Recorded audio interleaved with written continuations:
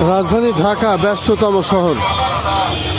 আমরা দেখতে পাচ্ছি রাজধানী ঢাকায় ফুটপাতে বিভিন্ন ধরনের বেচা বিক্রি হয় এবং আমরা দেখতে পাচ্ছি রাজধানী ঢাকার রাস্তার ধারে ফুটপাতে, বিশেষ করে রাস্তার পাশে এইভাবে সমস্ত কিছু দেশি বিদেশি অনেক মাল এখানে বিক্রি হয় এবং নারী পুরুষ সম্মিলিতভাবে এখানে আসেন। তারা এই মাল সামানা কেনেন, তাদের পছন্দ হলেই পছন্দের জিনিসগুলো এখান থেকে কেনেন।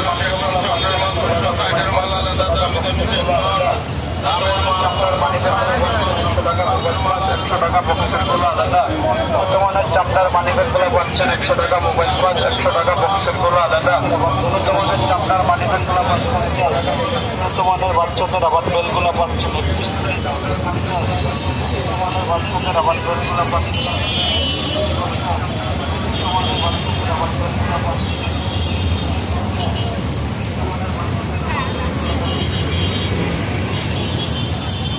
রাজধানী ঢাকা মূলত মানুষের শহর এবং এই ব্যস্ততম শহর কত রকম জিনিস বিক্রি হয়, কত রকমের মানুষ চলাফেরা করে। রাজধানী ঢাকাতেই সাধারণত মানুষের ব্যস্ততা দেখা যায় সব সময়। আমি তেমনই একটি বিষয় দেখে যাচ্ছি এবং কাজের ব্যস্ততা। প্রত্যেক মানুষ সে তার কর্মের মধ্যে থাকে। কর্মই হচ্ছে জীবন, আর জীবনই হচ্ছে কর্ম।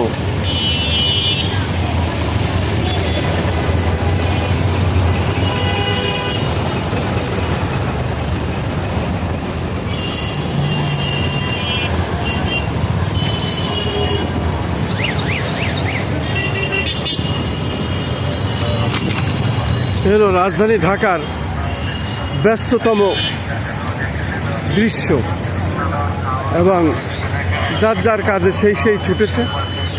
রাজধানী ঢাকার চিরচারিত এই নিয়ম এবং সবসময় দেখতে পারবেন বাংলাদেশ সচিবালয়ের পাশে গুলিস্তান এলাকার রাস্তাঘাটটি এমনই। মানুষ চলছে, গাড়ি চলছে। ব্যস্ততম ঢাকা, এই ব্যস্ততম ঢাকায় আমি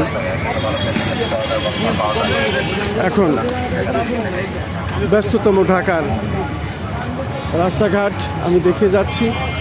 যখন যে এলাকায় যাই তখন সেই এলাকার চিত্রই আমি এইভাবে তুলে ধরি। এখন আমি রাজধানী ঢাকা সচিবালয়ের পাশের যে রাস্তাগুলি সেগুলি আমি দেখাচ্ছি। গাড়ি এমন সবসময় জ্যাম থাকে এবং মানুষের ভিড় লেগেই থাকে। যেহেতু ব্যস্ততম এই ঢাকার শহর, এমনই মানুষের জীবন।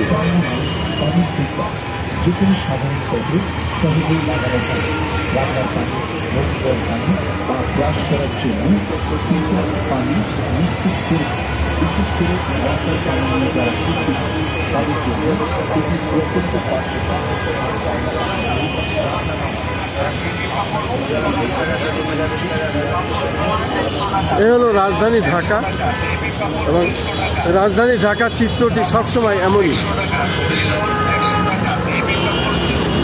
ব্যস্ততম শহর, এই ব্যস্ততম শহর সবসময় এমনই মানুষের ব্যস্ততার মধ্যেই চলে।